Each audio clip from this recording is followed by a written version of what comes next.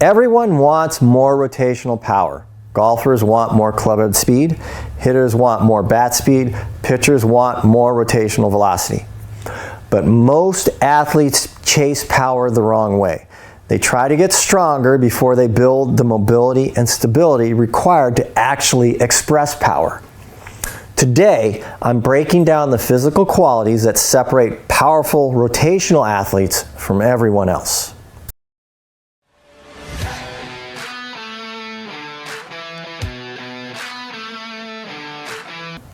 Across my career, I've assessed rotational power in PGA Tour players, MLB hitters and pitchers, elite college programs, and rotational athletes at every level. And I've seen a consistent pattern. Some athletes are extremely strong in the weight room, but powerless rotationally. Others look average in traditional strength metrics, yet they produce elite rotational power with what looks like effortless movement. The difference is simple. The power athletes possess the right joint mobility, the right segmental stability, and the right rotational sequencing to actually generate and transfer force. Rotational power is not built through force alone.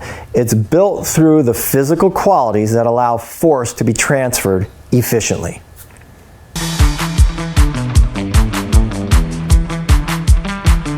Powerful rotational athletes all share the same foundational qualities.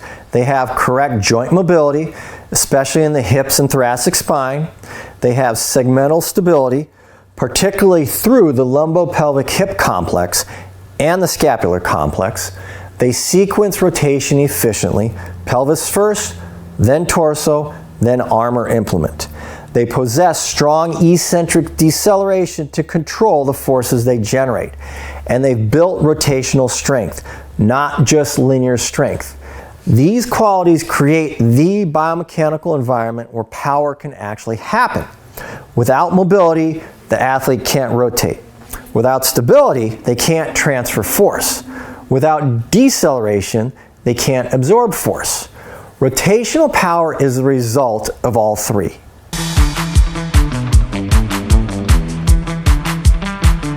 Developing rotational athletes often fall short not because they're weak, but because their body isn't built around the demands of a rotational sport. They lack hip internal and external rotation, so the pelvis can't rotate or accept rotation. They lack LPHC stability, so the torso compensates with early extension or side bend. They overuse the lumbar spine because the hips don't rotate. They have strength, but no ability to organize it rotationally. And they rarely train deceleration, the braking strength that makes acceleration possible. Athletes try to create power without joint mobility or segmental stability to support it. And the result is predictable: inconsistency, inefficiency, and limited output. Rotational power requires a body designed to rotate.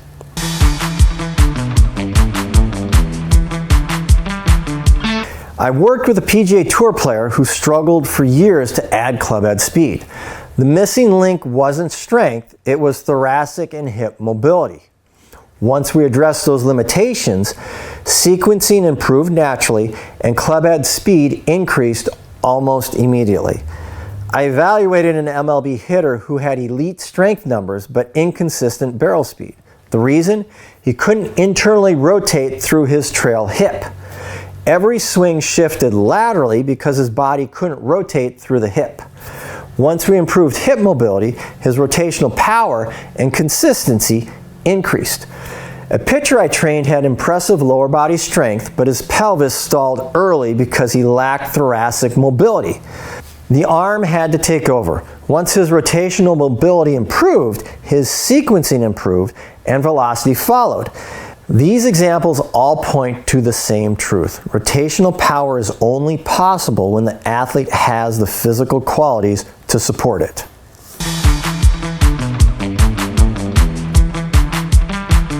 If you want to improve rotational power, here's where you start.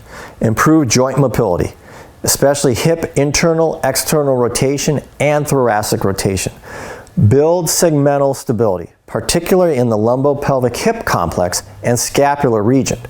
Train sequencing with controlled pattern acceleration. Develop strong deceleration mechanics so the body can brake efficiently.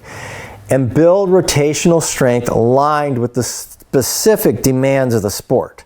Strength matters, but only when it's built on top of mobility and stability. When the joints move well and the segments stabilize effectively, the body can rotate freely, transfer energy efficiently, and express power consistently. Power in rotational sports doesn't start with force. It starts with joint mobility, segmental stability, sequencing, and controlled deceleration. Build those qualities first, and rotational power stops becoming a mystery and starts becoming predictable.